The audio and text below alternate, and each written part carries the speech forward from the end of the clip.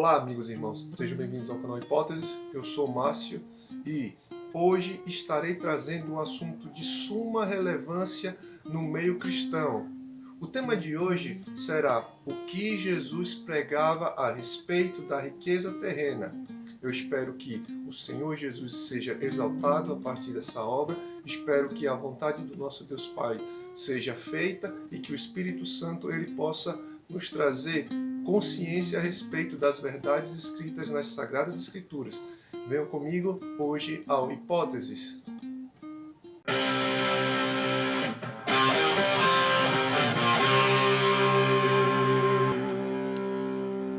O livro de referência para o vídeo de hoje é Mateus, capítulo 6, e o versículo 19 ao 21. O Senhor Jesus, ele começa esse texto fazendo ou dando ênfase ao que ele prega durante toda a sua obra missionária, que é: não ajunteis ou não acumuleis tesouros aqui na terra, onde as traças e a ferrugem consomem, e onde os ladrões roubam e furtam, mas acumulem para vocês tesouros nos céus, onde a traça e o ferrugem não consomem e aonde os ladrões não roubam e não furtam, pois aonde estiver o seu tesouro, aí estará o seu coração. Essa é a palavra que Jesus ele ensinou claramente para os seus discípulos. Vejamos o que nós podemos extrair de grandioso a respeito desses grandes ensinamentos do Senhor Jesus Cristo. Jesus ele traz um imperativo negativo sobre o acúmulo de riqueza aqui na terra. Em sua primeira declaração, ele diz que não acumulem tesouros ou riquezas aqui na terra. Jesus ele proíbe aos seus seguidores que eles venham acumular riquezas aqui na terra.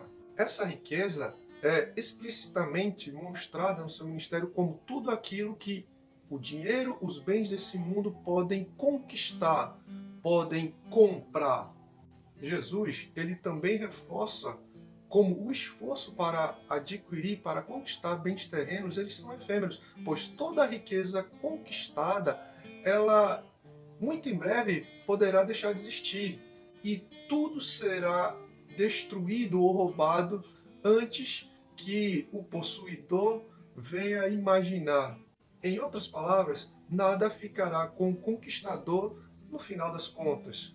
No livro de Mateus, capítulo 6, 25 a 32, Jesus ele traz ênfase quando ele fala que nós não devemos nos preocupar com comida, bebida e vestimentas. Porque isso as pessoas comuns se preocupam, mas ele fala que aqueles que estão no seu ministério, eles não devem se preocupar com essas questões, já que a vida é bem mais do que comida, bebida e roupas. Jesus ele não aceita que o seu movimento evangelístico seja pautado em um reino sustentado por coisas materiais, por coisas terrenas.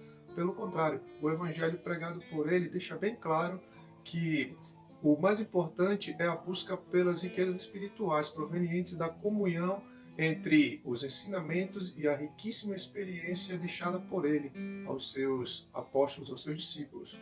Mas por que os ensinamentos de Jesus se contrapõem à busca pelas riquezas desse mundo? Jesus ele diz o seguinte: mas acumulem para vocês riquezas no céu, onde a traça e a ferrugem não consomem e onde os ladrões eles não roubam e não furtam. Jesus ele contrapõe a busca por coisas, riquezas desse mundo com a busca por algo que é infinitamente maior e de duração eterna.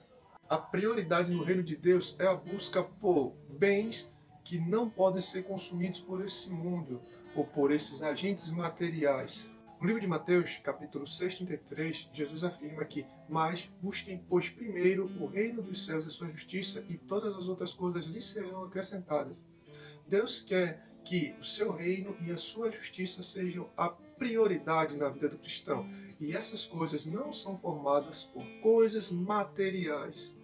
E como consequência da obediência a essa ordenança, todas as coisas que são necessárias à vida do cristão serão dadas por Deus a todos aqueles que obedecem e que priorizam aquilo que deve ser prioridade para Deus. Observem como Jesus ele reagiu ao jovem rico e às riquezas que poderiam ser acrescentadas à sua obra ministerial.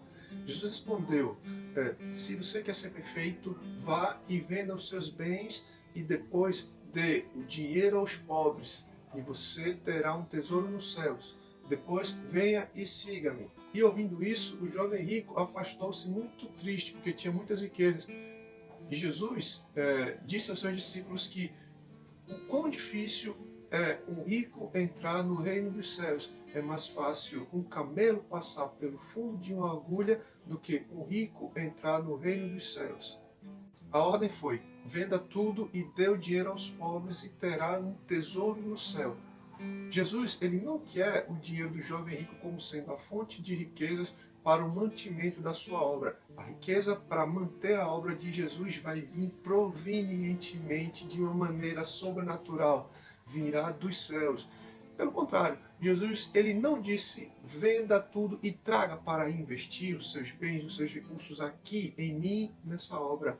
Ele disse: vá, venda, dê tudo aos pobres imediatamente. E a partir dele obedecer essa ordenança, ele estaria apto a receber tesouros no céu e se tornar um seguidor de Jesus Cristo.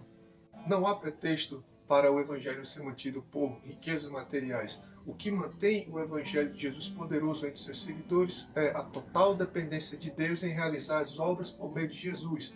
Então, se desfaça da sua dependência por riquezas materiais. Se desfazer, abrir mão, deixar de ser total dependente do dinheiro. Mas como é que Deus vê a relação do homem e o dinheiro como sendo prioridade de vida? Ninguém pode servir a dois senhores, pois odiará um e amará o outro, ou ele respeitará um e desprezará o outro. Ninguém pode servir a Deus e ao dinheiro. Esse texto estava escrito no livro de Mateus 6,24. É impossível servir a Deus e correr atrás das riquezas desse mundo. Deus é conclusivo quando ele afirma que ele e o dinheiro não têm ligação alguma. Sendo assim, ou você escolhe amar e servir a Deus como prioridade, ou você corre atrás da riqueza desse mundo e colocar a riqueza, os bens desse mundo, como sendo o Deus substituto, aquele a qual você irá dedicar a sua vida, todos os seus esforços. No livro de Timóteo, capítulo 1, versículo 6, está escrito que o amor ao dinheiro é a raiz de todos os males. Algumas pessoas, por cobiçarem o dinheiro, afastaram-se da fé e atormentaram-se com muitos sofrimentos. O dinheiro é a raiz de todos os males. Isso é o que a Bíblia determina e ela conclui. O dinheiro, ele é a causa de todos os males. Ele traz a cobiça, também traz dor e sofrimento, além de fazer com que muitos acabem se desviando do caminho da fé no Senhor Jesus Cristo. Se o dinheiro fosse uma coisa boa, ele teria sido criado por Deus. Mas não, ele foi criado pelo homem e seus propósitos sólidos. Por causa do dinheiro, nós vemos os homens correrem atrás de coisas terríveis como imoralidade e tantas outras coisas absurdas. Jesus, ele nunca precisou de dinheiro para realizar nada em seu ministério aqui na terra. Jesus respondeu: deem vocês mesmos comida a eles.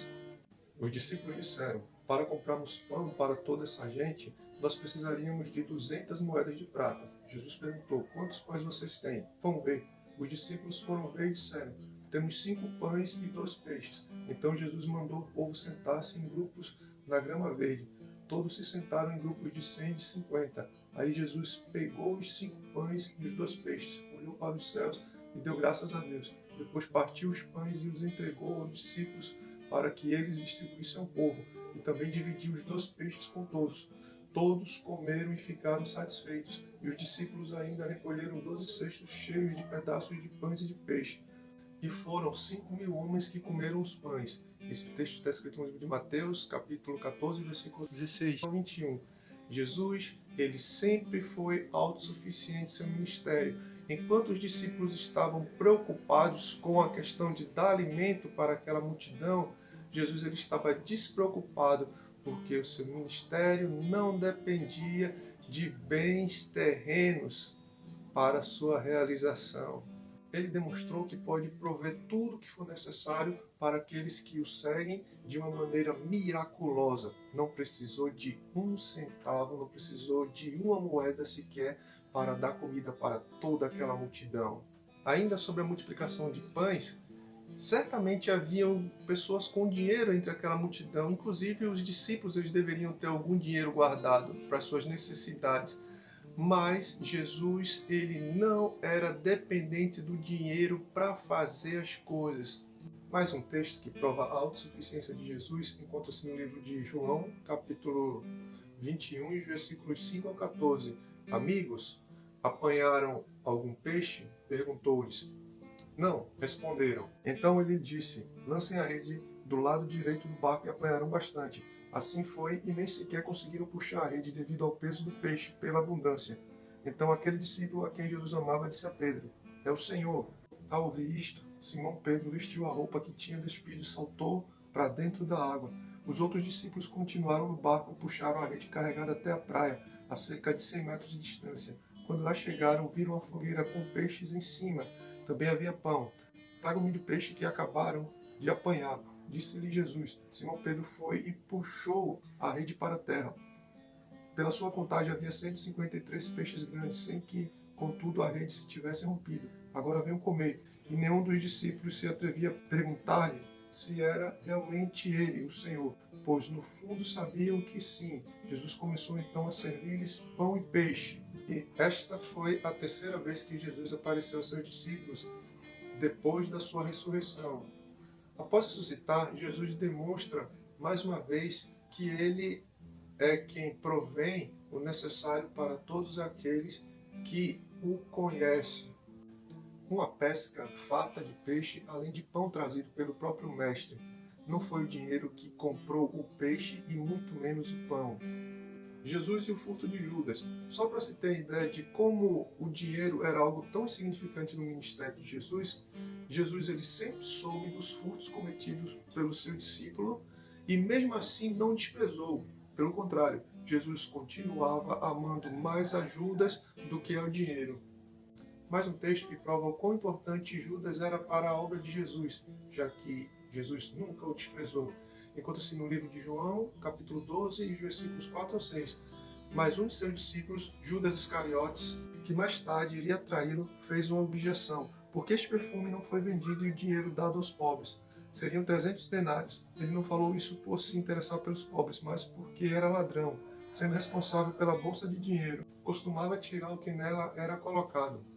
Isso não quer dizer que Jesus fizesse pouco caso dos atos pecaminosos cometidos por Judas. Pelo contrário, Jesus sempre condenava toda ação pecaminosa que fosse praticada por seus seguidores.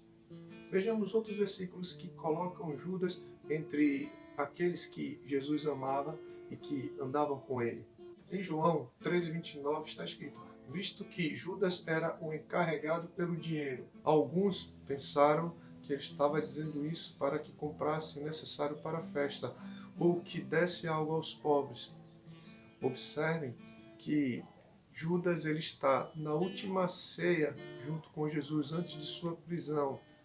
Logo, percebe-se que todas as oportunidades foram dadas para que Judas se tornasse uma pessoa de caráter honesto e que continuasse sendo um seguidor íntimo de Jesus, já que ele estava naquele momento de plena comunhão entre todos. Qual é a hipótese para o vídeo de hoje? O dinheiro furtado por Judas nunca fez falta na obra ministerial de Jesus.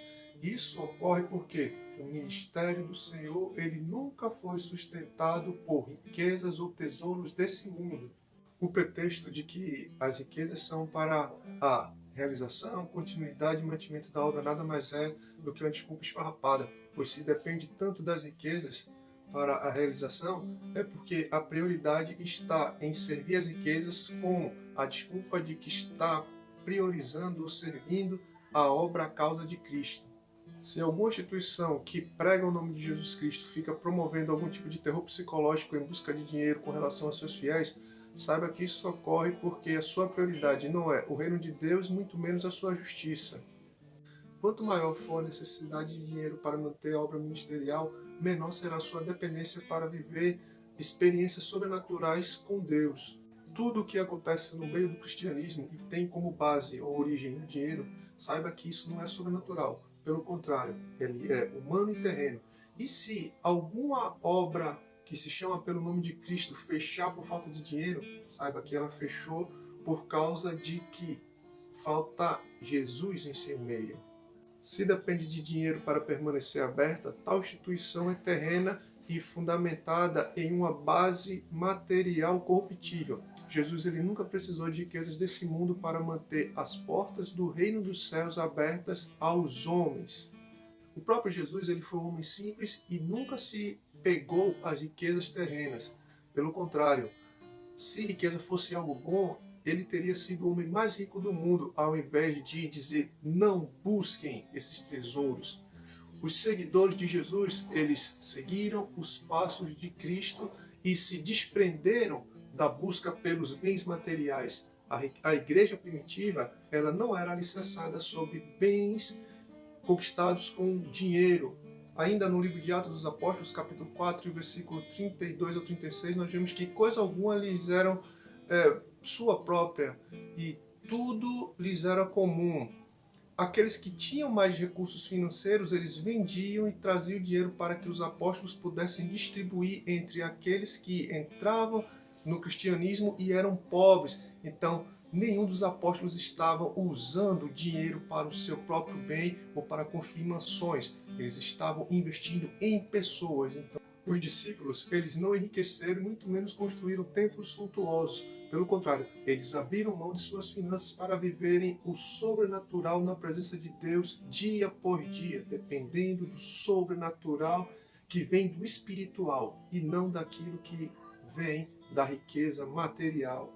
Toda e qualquer porta aberta pelo amor ao dinheiro nunca foi e nunca será uma porta para a salvação no reino de Deus.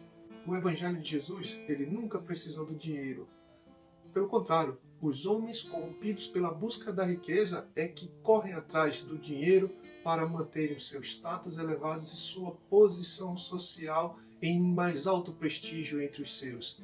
Deus é quem sustenta os seus servos com tudo aquilo que for necessário para a sua obra e para a sua sobrevivência. Em Lucas 18, 24 e 25 está escrito: como é difícil aos ricos entrarem no reino dos céus. É bem mais fácil um camelo passar pelo fundo de uma agulha do que um rico entrar no reino dos céus. E independente de qual sentido esteja sendo relacionado esse camelo e essa agulha, saiba que o principal, a parte em destaque nesse versículo é quão difícil é para um rico entrar no reino dos céus. Em relação aos ricos, já no Antigo Testamento nós temos a figura de Salomão, o homem mais sábio e mais próspero dentro do reino de Israel. No entanto, essa sabedoria e essa prosperidade financeira não lhe assegurou uma certeza de salvação, pois nós vemos muitas divagações com relação à possibilidade de Salomão ter sido ou não salvo. Espero que tenham gostado do vídeo. Se gostaram, comentem, deixem o seu like. Tomara que tenha ficado claro como Jesus ele se relaciona com a riqueza desse mundo, como ele trata as riquezas desse mundo, o que ele pensa de fato a respeito desse mundo. E não nos deixemos enganar por achismos e por ideias que parecem ser bonitas na prática, mas que na verdade elas são reprovadas pelo próprio Jesus Cristo e sua palavra. Fiquem com Deus e até no nosso próximo encontro aqui no canal Hipótese. Tchau!